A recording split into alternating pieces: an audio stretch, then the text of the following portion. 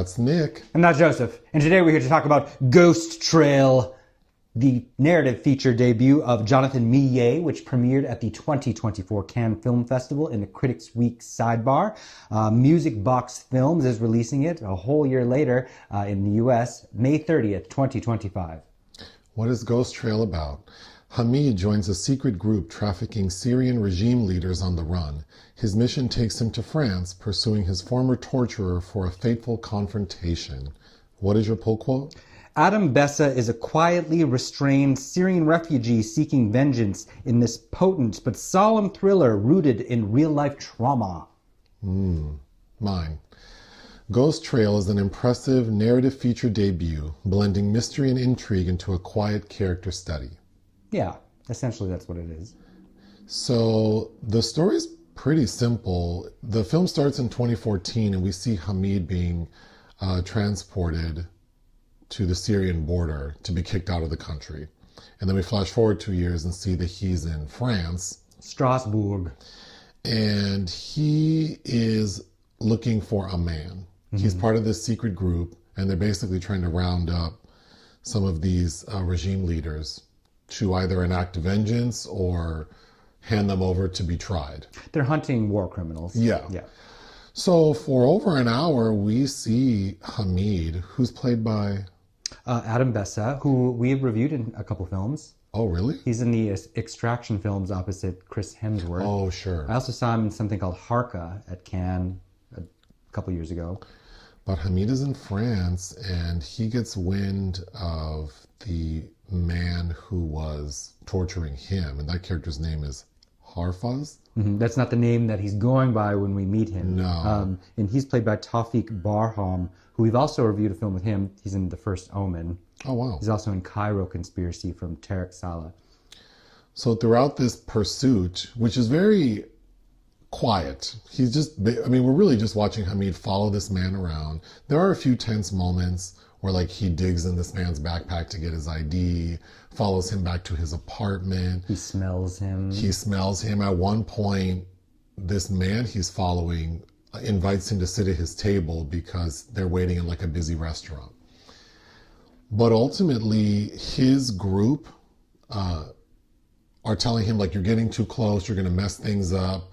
Don't forget the incident in Stuttgart, which is never fully explained, but it sounds like maybe Hamid messed up some shit over there. So they're asking him to like fall back, but he is determined. He's insistent, yes, because he hears the voice.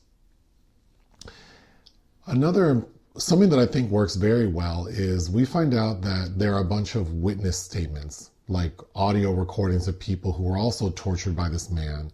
And what we know is that he would have the victims blindfolded. So they only know him from how he sounds, smells, the way he moves. And so we hear a lot of that, which is hard to hear, but it's building sort of a visual of what this man might be. And at a point, Hamid is convinced that the man he's following is the man who tortured him. So much so that another member of this group flies down. Nina, played by Julia Franz Richter. And she's like, I had to see for my own eyes. And ultimately, she's convinced that it's him. To the point where she's about to walk up and stab this man. Oh, she loses it. Yeah. Yeah, but Hamid stops her, and in the process, he gets stabbed. But it's like friendly fire. So he gets hemmed up, and then the group decides, like, okay, like, we need to get real proof. And so Hamid goes to Germany to meet someone, like the leader of the leaders, I guess, of their group, because there are multiple factions. And that guy says, well, there's someone in Beirut who was also a victim of this torturer. And if you can bring a picture of him, like if you can take a secret picture of him and show it to this guy in Beirut, he can confirm. But no trail. So you have to fly. You have to fly with the picture. And also that man was a regime deserter. That's right. So Hamid makes it to Beirut and meets this guy. And it's clear when he gets there that this guy is like... Well, he's playing both sides. Yeah. Now he's a turncoat, serving against the people that he was willfully obeying. Meaning that he'll say yes to anything. So Hamid doesn't even show him the picture because this guy is going to testify against whomever they think it is. So. But Hamid recognizes him. That's right. And he's like, do you remember me? And that guy tries to start making an explanation for his, behavior. And he's like, nah, never mind. So Hamid goes back to France and then has a call with his people. And it's important to know that all this little secret group's calls take place over like a video game, because that seems the most secure way to be secretive. Although I want to get back to that. But anyway, they take a vote. Like, okay, so now we have enough evidence to feel confident that the man Hamid's been trailing is this torturer Harfaz. So what are we going to do? Are we going to kill his ass, like take vengeance? Or are we going to set him up to be tried? And they vote to have him go on trial. So at that point, they tell Hamid, okay, well, your work is done. We want you to leave the group and go have a life. And we had already seen that part of his, like, refugee status was that they were able to secure him a very nice job, because back in Syria, Hamid was a literature professor. So they secured him a really nice job teaching literature at a university in Paris.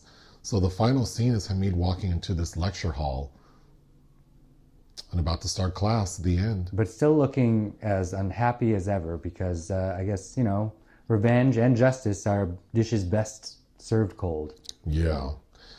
Okay, I did really like this movie.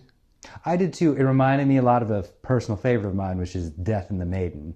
I mean, I also thought of Death and the Maiden watching it. Death and the Maiden is much more, that's much more of a intense character study. Intimate and verbally visceral. I liked the devices of how we're getting across the torture that this ambiguous but potential person in front of us might have inflicted on people, because it's like whenever we meet those people, whether it's Eichmann or the guy in Death and the Maiden or Harfaz in this, when you meet them, it's like they seem simple, normal, even nice and sweet, and it's like, oh, you did some nasty stuff.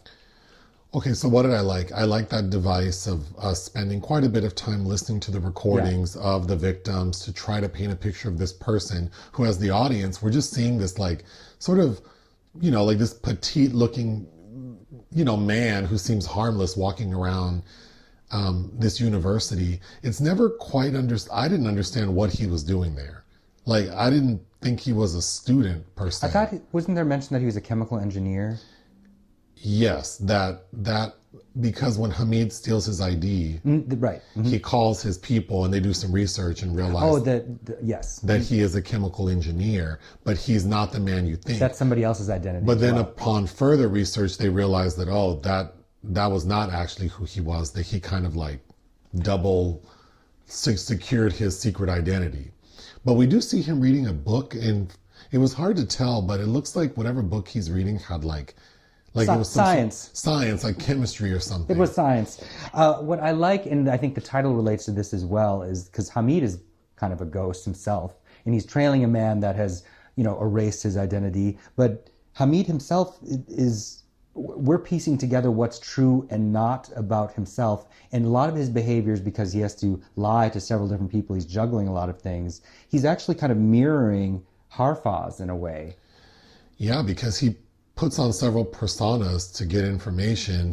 There is, I guess you could call her a love interest. Yara. Mm-hmm. There's this other Syrian woman who he meets at a refugee camp, and he's trying to get information to find this guy, but the refugees are leery of people asking questions.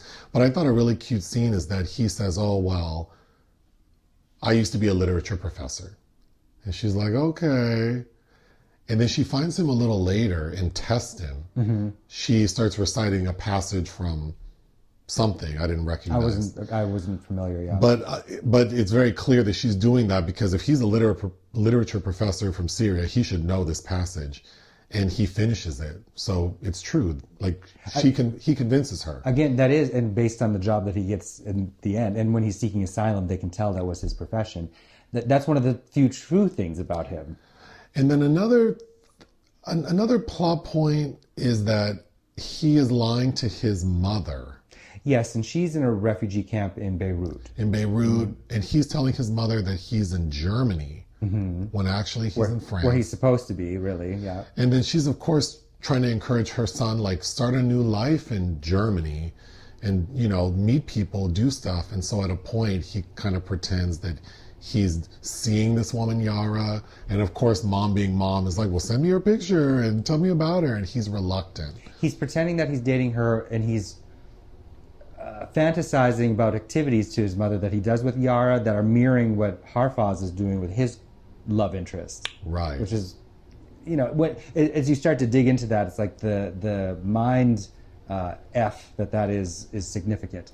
I also think there's a significant amount of tension, especially in the first half, where the first half of him pinpointing this man who I think is being called Sammy Hana. Yeah. He, you know, is following him, and it's pretty intense. Like, he just seems like laser focused on this man. There's a moment when he tries to smell him. I think the most tense moment is when he digs in his backpack. He follows him on a date and goes up to his apartment. I thought that scene was a little... Well, he's obsessed at this point. Like, this is the only thing that is motivating him to keep going. Well, let's talk about that, because I think maybe what's missing for me is that this man, Hamid, is so obsessed with finding this guy. Notably, he lost his wife and child. You know, he's... It's justifiable, but I think I'm a little lost at the point when Hamid decides to not maybe kill this man and just let him go on trial. It didn't quite connect with me, although you had an explanation that it was after he went to deliver medicine to his mom in Beirut. Yeah, because his mom, you know, he has FaceTime calls with her, and she says to him at one point, and they have like a weekly call, and he misses it in his stalking, and, you know, she says to him, "You're the only thing I have." So then maybe he decided not to go the extreme route because that might have taken him away from his mother. And also there's a light at the end of there's something that's beyond this mission for him when he is told that we've granted you asylum officially in Germany, and not only that, we found employment for you as a professor. So when I think you have something to look forward to, or that there's something beyond the horizon of this darkness, I think, you know, you can start to falter and waver. And then also, Harfaz is a bit more humanized to him, because they have more than one occasion and Harfaz is friendly to him. So, you know, suddenly murdering someone in cold blood. Oh, sure. Well, let me circle back to, I think we spend a lot of time watching Hamid stalk this man, and then Hamid as a character is sullen, miserable, withdrawn. So, I mean, it's kind of the one note for a long time of him following this man. And because we see him interacting with this woman, who their relationship seemed like, I feel like we could have made better use of that. With Yara. With Yara. That's also kind of a trope, and I mean, granted, this is inspired by true events, of like in Hitchcock's Notorious, or I thought of The Year of Living Dangerously, how Mel Gibson uses Sigourney Weaver for information, how these men are kind of using a love interest and kind of ruining the potential to have a relationship with them because of that. I guess what I'm trying to say is I would have liked to maybe better understand Hamid, like hearing him speak for himself, maybe. Sure. In lieu of like a lot of time watching him just following some man around. Well, what we do get is, and again, I like how the exposition is laid for what we do get of his character, because he's speaking to a therapist at one point, you know, because his wife and child blew up, so they never had a proper burial, and the therapist is saying, well, maybe you need to bury an object, or maybe you need to do something symbolic to lay this trauma to rest. And he's like, no, I just need time, and I just need to keep going forward. But that is what he does do at the end, which I thought was quite moving. He buries a toy of his child's and a picture of the wife and child's at the site of where they died. I did think him putting the pieces together of hearing this man speak, attempting to smell him, but I think the biggest one is that we hear some of the victims talking about how he would hit them repeatedly and grab them so hard, and then we see that this man Hamid is following clearly has like hand and wrist pain. And so I thought that was a really interesting. Isn't that what gets marker? What gets Nina there? Because then she's like, I want to see this man, who's this beautiful German woman. Yes. And we learn that she had a child in Syria that died. The one of the better scenes is when Hamid goes to a restaurant that this man is in. And I keep calling him this man because I had a final question, which I guess I should pose now. Do we think that that man he's following is Harfaz? Like, I don't think we know for sure. I wasn't convinced that that was Harfaz. I think by the end, I don't know, just because I think that's the fun part. So many films, fun, but so many. But that's like Ben Kingsley in Death and the Maiden, is this ambiguity of like, is this really the guy? Because I'm going off of a voice and some sayings, and perhaps. But the trauma, circumstantial evidence, maybe. But even his regime mates are telling Hamid, like, you are so damn traumatized that how do we know that you just don't want this man to be the man? Right. And that's kind of how I felt. Like, I don't know. Like, and maybe that's why revenge or vengeance, it never really sits well, because there's that nagging thought of maybe this wasn't it. It's also important to know that initially the way Hamid knows to follow this man is the blonde German lady meets with him and gives him a book with money and a picture. And the picture is of Harfaz, who's going, they think, by Sami Hana. And that picture is deliberately very blurry. He almost looks like something out of Star Wars. Like he's wearing what is his name? Hayden Christensen in Star Wars with the blonde hair. Yes. That's what the picture looks like to me. It's very hard to distinguish what this person looks like. Well, even the pictures and video that Hamid does get in the library, those are also not very distinguishable per se. Well, no, because the man who he's following has a buzzed head and he's dressed very plain. He wears glasses. But that man we're seeing for the entire movie looks nothing like this grainy picture we see. So I kind of like that in the end, we really don't know. And so I'm assuming that part of the reason why Hamid might have backed off is maybe he realized, like, I don't know that that's him. Because when he smells the guy, he doesn't have a reaction. That we see, yes. That we see. So it's like, maybe he realized that I can't take this man's life. He's trying to convince himself still. Without really knowing. Because then, am I any better than him? Well, and that's why it takes it out of your own to let him go on trial. Jurisdiction, yeah. Put him on trial. Let somebody else. And the trial's not official. Basically, what they're doing is taking all the evidence they've collected and passing it to a journalist who will then blow it up and hopefully get this person apprehended. But it's missing, one of my favorite Nazi hunting movies is The Boys from Brazil.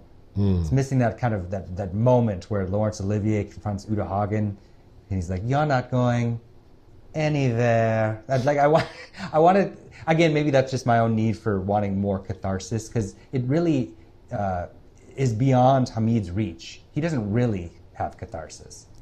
No. Oh, but so getting back to the restaurant scene, it started off like it was so intriguing, like, oh my gosh, what are we going to learn?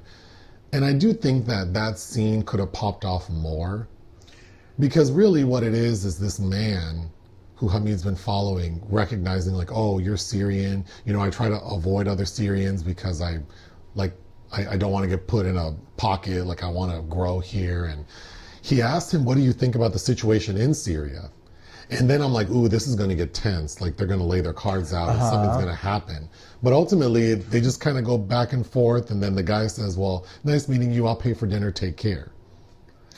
Right. But he is saying things that I think that if you're more familiar with the political upheaval of this time and place, because he's talking about Bashar al-Assad and kind of, not, almost in a defensive manner. And, it's interesting that we're in France because there are more Syrian refugees in Germany. So that Harfaz in that scene talks about how he kind of likes that there are less Syrians in France. I do think it's effective. Because they won't recognize him. Right. Yes. Oh, I did have a note. After Hamid gets stabbed in the abdomen by his cohort who he's trying to stop from killing the man, he goes to Yara, the lady that he's kind of been interacting with, and she used to be a medical professional back home. So she sews him up, and she has a kit of like needles and thread and all that. And so she stitches him up. And I thought it was so strange that when she's ready to cut the thread, she bites it. I think that's kind of a signal of intimacy. Is it? Yeah. Because, I mean, you had all them tools. You don't have scissors anywhere? She thinks Hamid is hot. She does, but I thought that's too much, because girl. When she first tells him where she works and he comes to see her, because she is his key to finding this person who we believe to be Harfaz. And she says, I can ask somebody that knew a man going by this name and come to my place of work. And he goes and visits her, and she tells him straight up, like, you can visit me again. She does like him, because also he has to take off his shirt for her to work on him. And after she stitches him up and bites the thread, she wraps his abdomen with a bandage, and she couldn't have wrapped that bandage slower. Oh, yeah. It's like, oh my God, if I'm not being too subtle. But yeah, I was impressed. Oh, and I don't think we talked about the score. I think really enhances, I think, this low, constant sense of dread. Sure. Yuksek was the composer, and I think that adds a lot to it as well. What would you give Ghost Trail? 3.5. I think it's very good. I would give it 3.5 out of 5. Join us on Patreon and listen to our podcast. Bye.